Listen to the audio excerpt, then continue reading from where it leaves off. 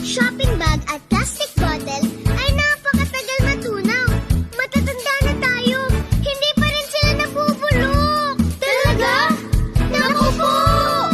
At kapag hindi ito ni-recycle at tinapon ng maayos, ito ang karaniwang nagbabara sa mga daluyan ng tubig. Kaya nagbabaha. Ha? No! Pinupulyot nila ang mga ilog at dagat. Kaya nalalagay sa panganib ang mga isda at pawikan. Pwede nilang makain o mapilipit nito. Pwede silang mamatay. Kawawa naman.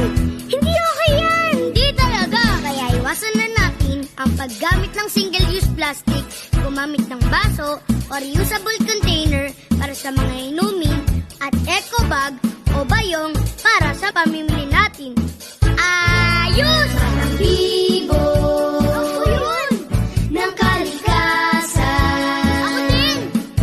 Ay lagi maaasahan. Parang bibo! Parang bibo ako! Ng kalikasan ay dapat natulad.